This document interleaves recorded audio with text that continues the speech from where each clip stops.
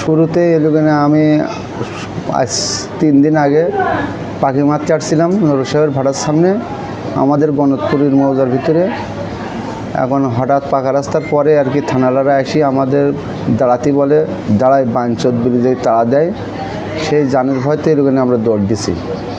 দৌড় দেওয়ার পরে আমবাগানের ওখানে রেখে মানে তাড়ায় ধরিয়ে আমাদের 2 জনের মাছে আমার হাত এবং পা 2টা ভেঙে দিয়েছে।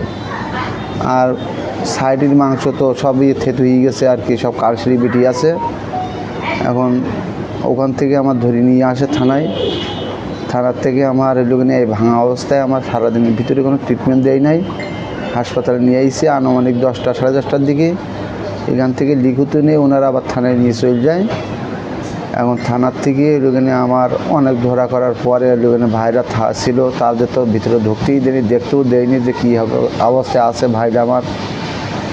তারপরে আপনার এলোকেনে 3:30টার দিকে 3টির সময় আমার ছেড়ে দেয়। 3:30টার দিকে আমি গরুহাট খোলার ওখানে যেয়ে এক্সরে করিয়ে হাত ভাঙা এবং পা ভাঙা আমি দমনায় যেয়ে আমার ডাক্তারের কাছ থেকে এক্সরে করিয়েছি, ব্যান্ডেজ করেছি আর কি। ব্যান্ডেজ করার পরে সেখান থেকে আমি এই অবস্থায় বাড়ি ছিলাম, কোনো হাসপাতালে আসি নাই। কিন্তু আজকের থেকে আমার জ্বালা যন্ত্রণা শুরু হয়েছে, আমি হাসপাতালে ভর্তি হয়েছি আর কি।